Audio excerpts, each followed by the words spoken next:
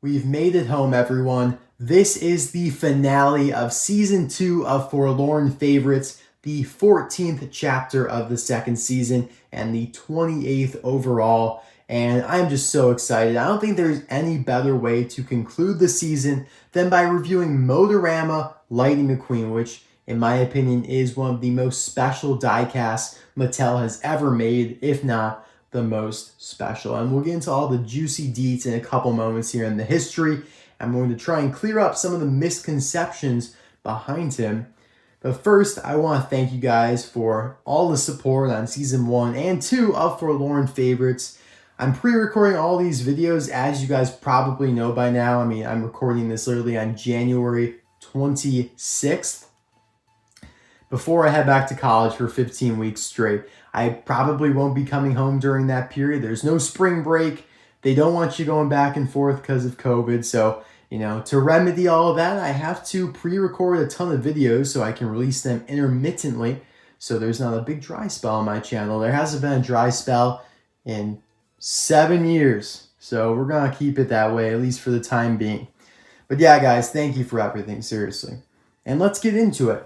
I think Motorama Lightning McQueen is quite forlorn because it's kind of similar to Almeidor. People see rare cars like this and they think, there's no way I'm ever going to get it. And so no one talks about it. No one's like, oh man, I can't wait to get this. I'm trying to get this. Like, people talk about stuff that's tangible. Like, oh, I'm trying to complete the ice racers and I just need Carlo Veloso. Like, they talk about that. Or they talk about the next gens. I just need flipped over. All those cars are rare, but they're more tangible, This here was from the 10th anniversary of the basically annual company picnic. I mean, that's literally what they call it. Pixar's picnic. 2010, July, and they gave these out. It's unknown how many exist, but in my opinion, it's less than 1,000. It's probably around the 500 mark. Very, very rare. Probably not as rare as, like Mac iCar or anything, which again is another reason why he's forlorn, because he's not as rare as some of those big ticket items like Mac iCar or the Red Ransburg Lightning McQueen, but still a super interesting release that we'll, take a closer look at here in a second. But yeah, handed out to employees of Pixar, and I remember Take 5, they made a joke in the article. They're like, they posted about this in June, so a month before the event, and they're like, yeah, you have a month to get hired by Pixar if you want to get this. And it came in this little baggie here. I'm fortunate enough to have it. Cars Lightning McQueen 3+, which is kind of funny because let's be real, all the employees are much older than 3. So it's pretty much like a Mattel package. It's got all the information, the website, copyright, the Mattel website, the service website, Mattel's logo and all that. And yeah, came in this cute little bag. I do have 2 of them. Very lucky for that. Oops, the bag got all messed up. There we go. The corner got folded in. Anyway, here are my 2. Very lucky and fortunate to have these. I got them as gifts. And to prove that it is real, I will show you guys the date stamp here. So 1410, that means it was made on the 141st day of 2010 at the EAA factory or whatever. There was a run later that will say 1540, so the 154th day of 2010.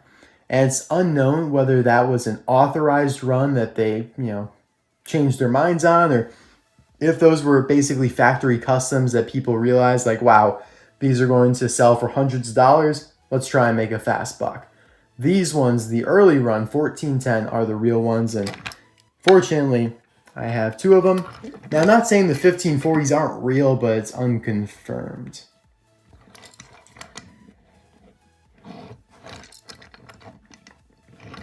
Obviously, this paint job of Lightning McQueen never appeared in anything. It's just a design made for Pixar, and that's what I really think is special about it, because sometimes it's nice, You can escape the confines of the movie and Mattel does that, and they've been doing it a lot more recently. You know, they really never used to do it. They never would go out of the confines of the movie, but you know, you get to Cars 2, you get to some silver racers, and oh my God, here we are in 2020 with NASCAR cars.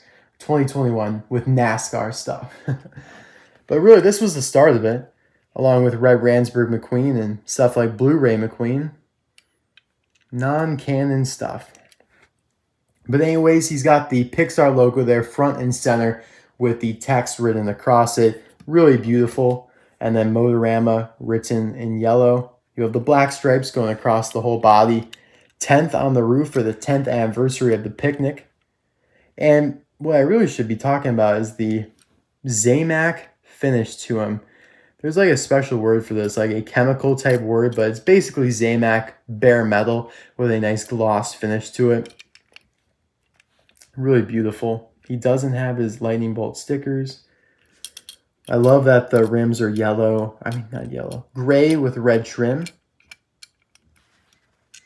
You have the bolt outlines in black. And for the first time pretty much ever, you see Lightning McQueen with a number not 95. Wow. That's special. You know it's special when you see that. So he's number 10. There's the gas cap there. So nicely done. You can see how Motorama's written across it, and it's not affected by the gas cap at all. It's very clean. You have it written on the spoiler there. A beautiful car. A lot of people didn't like it. I don't know why. I think it's great. Motorama and then Pixar on the bumper. Really a great place for that Pixar text. Just a fantastic car. He's in the classic Cars 1 Lightning McQueen expression.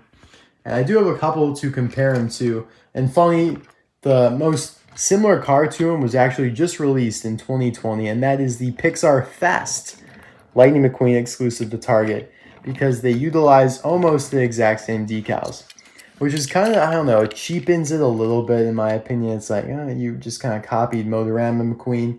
Kind of ruins both of them. I wouldn't say ruins, but detracts. Because as you can see, the stripes are there. They're just different color. The Pixar logo's there. That's the same. Now they left the numbers 95 and they added a couple of decals like that Pixar and the lamp with the ball. They also made him a metallic red instead. Instead of Motorama on the spoiler, it says Pixar. And then on the bumper, you have Pixar just in a slightly different orientation. You also had 10 on the taillight there, by the way.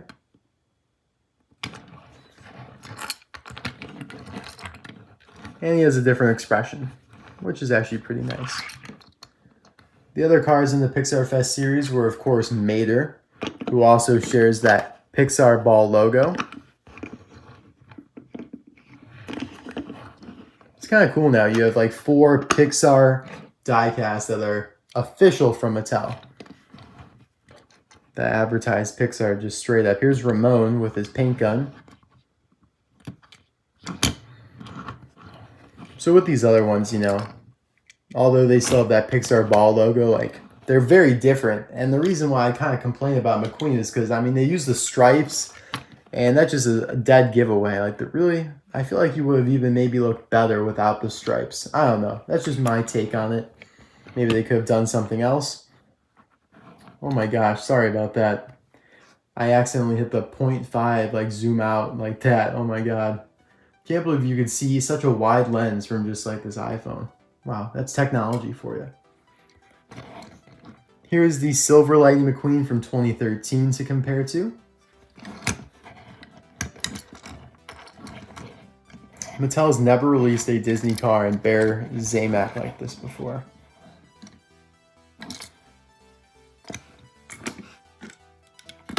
Primer Lightning McQueen.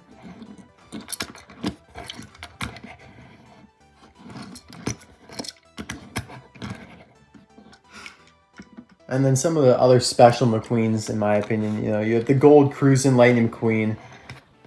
One of the most out of left field releases, in my opinion. It's like, I am not complaining. I love this car. Beautiful, gorgeous. But I am shocked Mattel made it. I cannot believe they made something like this. It was included in a DVD set.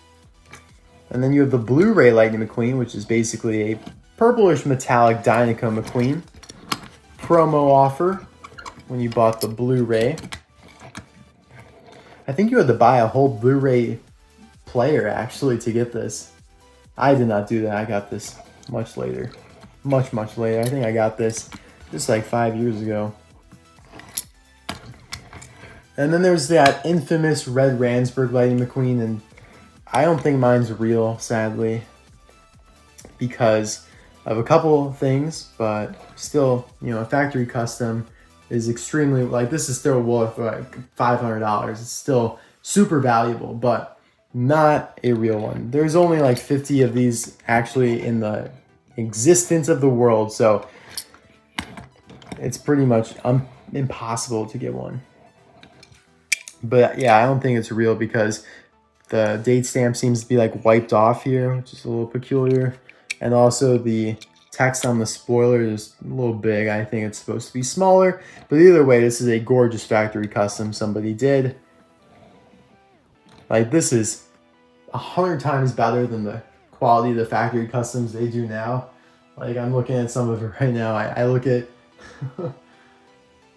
a Vietnam-looking Rev Rotages is what we get nowadays.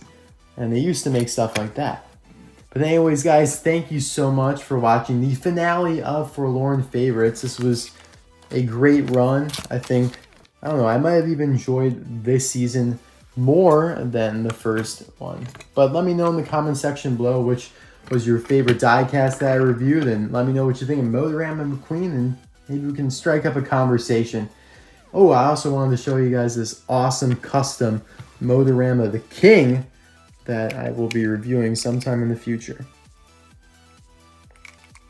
All right, guys, thank you so much. I'll see you next time. Bye now.